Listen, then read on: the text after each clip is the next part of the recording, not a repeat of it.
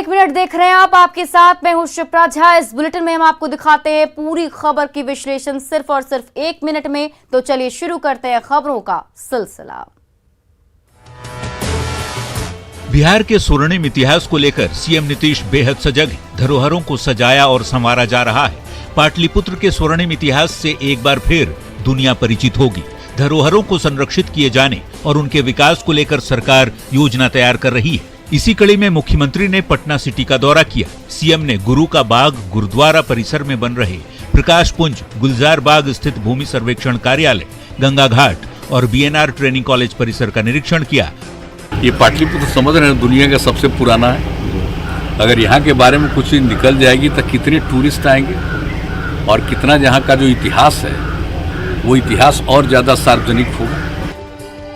जाहिर है यदि खुदाई में कुछ भी निकला तो पाटलिपुत्र का इतिहास एक बार फिर से सार्वजनिक हो सकेगा।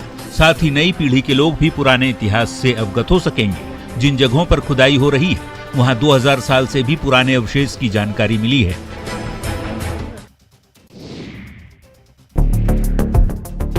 आठ नवंबर 2020 को दरभंगा से विमान सेवा शुरू हुई और 9 महीने से भी कम समय में दरभंगा एयरपोर्ट उम्मीदों से आगे निकल गया।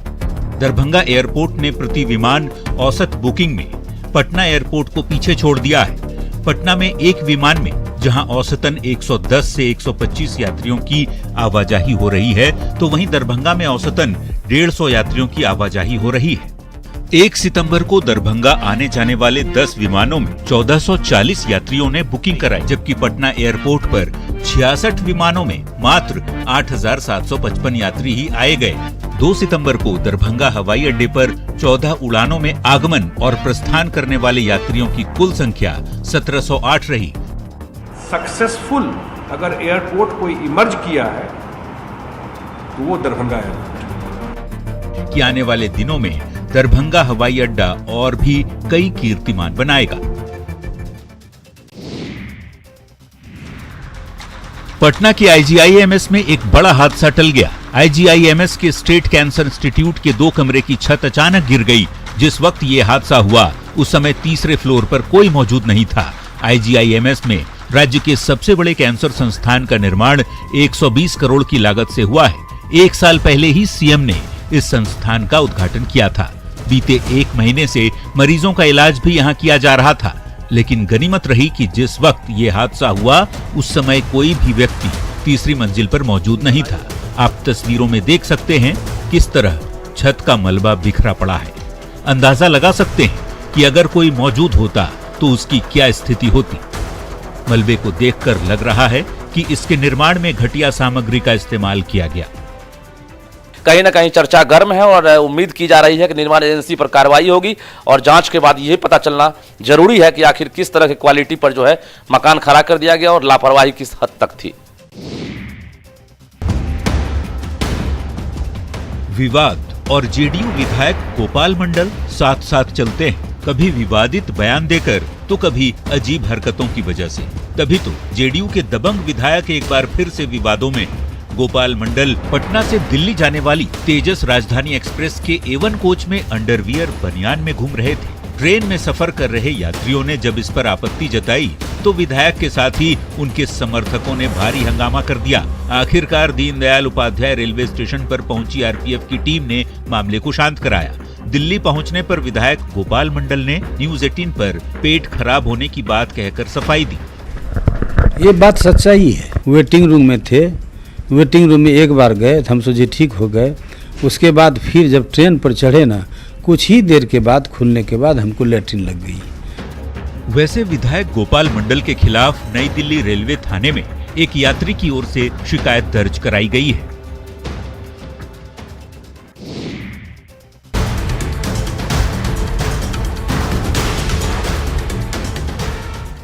किशनगंज के लाइन उर्दू मध्य विद्यालय में उर्दू हिंदी भाषी शिक्षक का विवाद सुलझ गया है। जिला शिक्षा अधिकारी और स्थानीय अभिभावक की मौजूदगी में अंजार अलीम की जगह झरना बाला शाह को ज्वाइन कराया गया। स्थानीय वार्ड आयुक्त ने कहा कि स्कूल की शुरुआत से ही मुस्लिम शिक्षक की नियुक्ति हो रही थी। इसे लेकर कुछ लोगों ने निहित स्वार्थवश इस मुद्दे को विवाद का रूप दे दिया था, लेकिन ऐसी कोई बात नहीं है।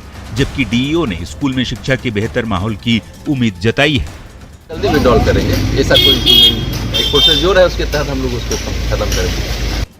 बता दें कि लाइन उर्दू विद्यालय में हिंदी उर्दू भाषा विवाद को लेकर सस्पेंडेड प्रिंसिपल आंजर अलीम की जगह झरना बाला साहब को ज्वाइन कराने से स्थानीय लोगों के साथ ही ठाकुरगंज के राजद विधायक सऊद आलम नदवी ने भी विरोध जताया था। इससे जुड़ी खबर न्यूज 18 ने बुधवार को ही दिखाई थी। ड्यूटी में लापरवाही के आरोप में आंजर अलीम को डीओ ने सस्पेंड कर दिया था। अररिया के पलासी प्रखंड से दिल दहलाने वाली वारदात सामने आई है, जहां एक सनकी दामाद ने ससुराल में सो रहे 4 लोगों को पेट्रोल छिड़ककर जिंदा जला दिया, जिसमें मां और बेटे की मौत हो गई, जबकि पिता और बेटी की स्थिति नाजुक बताई जा रही है। घायलों का इलाज भागलपुर में चल रहा है। विवाद तलाक से जुड़ा बताया जाता है। परिजनों की माने तो कनखुदिया पंचायत के नया टोला हसनपुर गांव के रहने वाले मोहम्मद इरशाद की बेटी नन्ही बेगम की शादी फरसा डांगी गांव के मुजस्सिम से 4 साल पहले हुई थी, लेकिन कुछ दिन पहले ही दोनों के बीच तलाक हो गया था। सारा कपड़ा गिरा दिया, आधे रुपये गिराने के बाद पेट्रोल ढाला, उसके बाद आग में सारा पेट्रोल ढाल करके बहन जीजाजी ने उसका पेट्रोल ढाला और बहन भी साला आग लगाकर भाग गया। पुलिस फिलहाल सनकी दामाद की तलाश में जुटी है। वैसे तलाकशुदा पत्नी नन्ही बेगम वारदात के वक्त मौके पर मौजूद नहीं थी। वो अपने परिजन के यहाँ गई, जिससे उसकी जान बच गई। जामताड़ा साइबर ठगों के लिए कुख्यात है। अब नन बैंकिंग कंपनियों की ठगी भी सामने आ रही है। इन बैंकिंग कंपनियों के द्वारा सैकड़ों लोगों से करोड़ों रुपए ठगी की गई। मामले की जांच के लिए एक बार फिर सीबीआई की 3 सदस्यीय टीम जामताड़ा पहुंची। गुरुवार को टीम ने ठगी के शिकार हुए लोगों से पूछताछ की। CBI inspector Prabhat Kumar team का नेतृत्व कर रहे हैं। टीम 7 दिनों तक जामताड़ा में रहेगी और मातृभूमि कंपनी द्वारा लोगों से की गई ठगी मामले की जांच करेगी। जामताड़ा थाने में मातृभूमि कंपनी के एजेंटों की ओर से राशि दोगुना करने के नाम पर लोगों से 25 लाख रुपए की ठगी की शिकायत दर्ज है। हालांकि कहीं ज्यादा ठगी की बात सामने आ रही है। कंपनी के एजेंट और कंपनी दोनों पैसों की ठगी करने के बाद गायब है। जामताड़ा थाना में एफआईआर हुआ था, तो उसके मार्फत से फिर हाई कोर्ट के द्वारा सीबीआई को ट्रांसफर हुआ केस और सीबीआई उसको जांच करेगी, जो कि यहाँ 2 से 7 तक कंटिन्यू हम लोग जाँच करेंगे। 25 लाख का यहाँ एफआईआर दर्ज हुआ था कि 25 लाख का घोटाला है। अब उसके आगे जांच के बाद हो सकता है कि और ज्यादा हो सके। शाम 4:30 बज रहे हैं। जमालपुर रेलवे स्टेशन के प्लेटफॉर्म नंबर 1 से लोकमान्य तिलक एक्सप्रेस अभी खुली ही है, तभी गोद में बच्चा लिए एक महिला चलती ट्रेन से नीचे उतरने लगी। और ये क्या हुआ, अभी प्लेटफॉर्म पर ठीक से पांव जमे भी नहीं थे कि अचानक संतुलन बिगड़ा। ये देखिए, बच्चों को लिए ये महिला ट्रेन के साथ फिसलने लगी और तभी देखते ही देखते ट्रेन और प्लेटफॉर्म के बीच वाले हिस्से में समाने लगी। उसने मदद का हाथ भी बढ़ाया, लेकिन तब तक बच्चों को लिए ये महिला पटरी में गिर चुकी थी और तभी ब्रेक लगा। तभी फिर से इशारा हुआ और ट्रेन आगे बढ़ने लगी।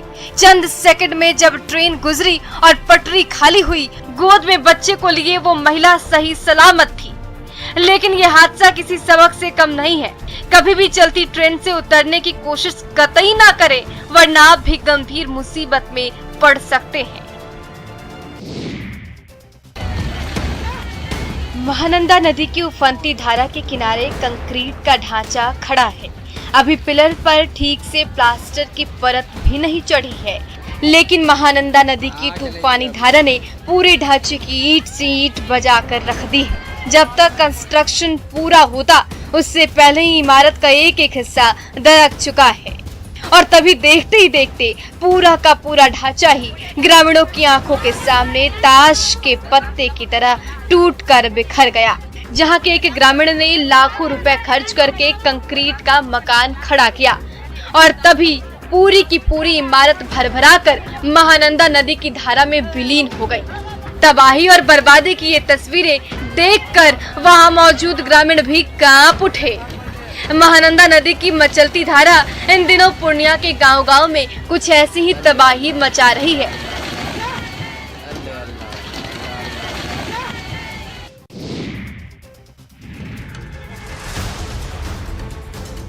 बिहार सरकार जलापूर्ति योजना को लेकर गंभीरता का दावा करती है, लेकिन राजधानी पटना में लोगों को साफ पानी देने का वादा हवा हवाई साबित हो रहा है।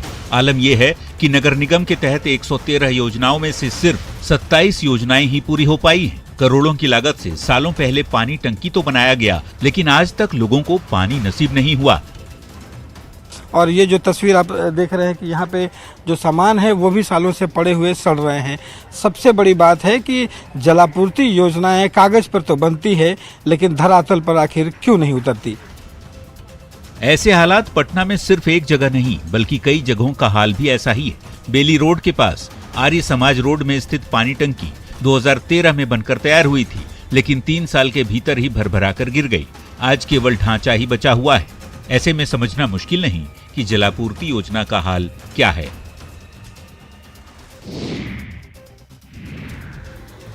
लोहरदगा जिले के ग्रामीण इलाकों में सड़कों का क्या हाल है, ये इन तस्वीरों के जरिए समझा जा सकता है। पेशरार प्रखंड के सुदूरवर्ती इलाके तुरियाडीह और दुंदुरु चपाल कच्ची सड़क पर फंसे एम्बुलेंस को देखिए।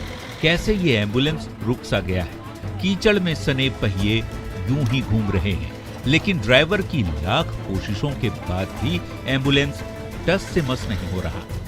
दरअसल इस एम्बुलेंस से शव ले जाया जा रहा था, तभी बीच रास्ते गाड़ी का पहिया कीचड़ में फंस गया। काफी देर तक यूं ही फंसा रहा। आखिरकार ट्रैक्टर बुलाया गया और फिर गाड़ी को खींचकर बाहर निकाला गया। सड़क पर गड्ढे और कीचड़ से सने हुए रास्ते, तस्वीरें प्रशासन के दावों को मुंह चिढ़ा रही। इलाके के ग्रामीण हर बार प्रशासन से सड़क को दुरुस्त करने की गुहार लगाते हैं, लेकिन ऐसा नहीं होने से लोगों का आक्रोश प्रशासन से लेकर सरकार तक से है। गढ़वा सदर अस्पताल का अहाता रण क्षेत्र बन गया है। गुस्से से आग बबूला भीड़ से घिरे युवक पर लात और घूंसे बरस रहे हैं। ये देखिए कैसे ये उग्र लोग इस युवक पर घूंसे चढ़ रहे हैं। घूंसों से मन नहीं भरा तो पीठ पर 2 लत्ती लगा दी। भीड़ की मार खा रहा ये युवक बार बार रहम की गुहार लगा रहा है, लेकिन गुस्साई भीड़ थमने का नाम नहीं ले रही। सुखबना गांव निवासी शहजादा खान की पत्नी नुसरत बीवी ने फांसी लगाकर सुसाइड कर ली थी। पोस्टमार्टम के लिए मृतिका का शव गढ़वा सदर अस्पताल लाया गया था। जैसे ही परिजनों की नजर उस पर पड़ी, गुस्से से आग बबूला लोग उस पर टूट पड़े। लात और घूंसों से जमकर मरम्मत की, मारपीट कर बेदम कर दिया। परिजनों का कहना है कि शहजादा की प्रताड़ना से परेशान होकर ही नुसरत ने सुसाइड कर ली। नाराज परिजन आरोपी पर इसी बात का गुस्सा उतारने लगे। इन दमदार हाथों से निकली जेवलिन जब बिजली की तेजी से लक्ष्य को भेदती है तो देखने वाला देखता रह जाता है। जमुई की मिट्टी के ये होनहार खिलाड़ी अपने दमदार खेल से जेवलिन थ्रो की दुनिया में परचम लहरा चुके हैं। स्टेट से लेकर नेशनल चैंपियनशिप में बड़े बड़े झंडे गाड़ चुके हैं, लेकिन जब इनकी प्रतिभा को सम्मान से नवाजने की बारी आई तो किस्मत ने दगा दे दिया। इन खिलाड़ियों का आवेदन लॉकडाउन के चलते देरी से क्या पहुंचा, सम्मान पाने वालों की लिस्ट से नाम ही कट गया। लेकिन सुविधा और सम्मान के अभाव में बिहार के ये लाल अब तक अपने सपने से कोसों दूर हैं। आखिर बिहार की खेल प्रतिभाओं के साथ ऐसा खिलवाड़ क्यों हो रहा है? ना प्रोत्साहित किया जा रहा है, ना सुविधा मिल रही है, और सम्मान का हकदार होने के बावजूद सम्मान से दूर किया जा रहा है।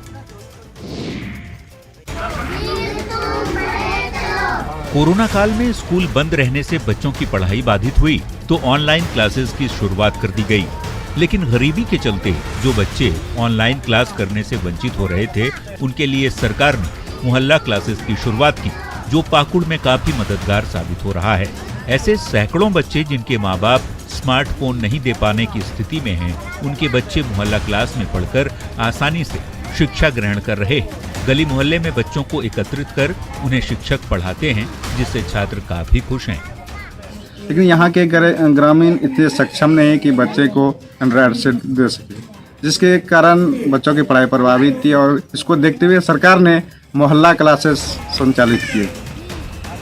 मोहल्ला क्लास में बच्चों को सभी विषय पढ़ाए जाते हैं। बेहतर शिक्षा मिलने से अभिभावक भी खुश हैं। शिक्षकों की पहल से छात्र भी उत्साहित हैं।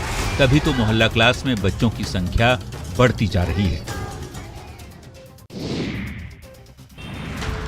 कटिहार सहायक थाना क्षेत्र के ऑफिसर कॉलोनी के रहने वाले प्रियांश कश्यप अपनी प्रतिभा के दम पर जिले के साथ ही प्रदेश का मान बढ़ा रहे हैं। मेंटली चैलेंज्ड प्रियांशु नेशनल पारा गेम्स में कई पुरस्कार जीत चुका है। 15वीं, 16वीं, 17वीं और 21वीं नेशनल पारा गेम्स में 200 मीटर, 100 मीटर और 50 मीटर की रेस में लगातार 2 बार प्रथम और 1 बार दूसरा स्थान हासिल किया है। प्रियांशु को बिहार के कला संस्कृति और युवा विभाग की ओर से खेल पुरस्कार से भी नवाजा गया है। प्रियांशु की उपलब्धि पर उसके परिवार वालों को फक्र है।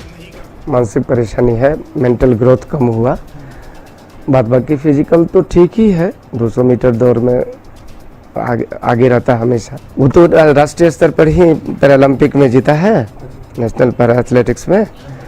फिलहाल प्रियांशु घर से दूर मुजफ्फरपुर में अपने कोच के साथ विशेष ट्रेनिंग ले रहा है। परिवार वालों की चाहत है कि उनका लाल आने वाले दिनों में देश के लिए अंतर्राष्ट्रीय स्तर पर मेडल दिलाए। और फिलहाल इस बुलेटिन में अभी के लिए बस इतना ही, लेकिन न्यूज़ 18 बिहार झारखंड पर खबरों का सिलसिला लगातार जारी है।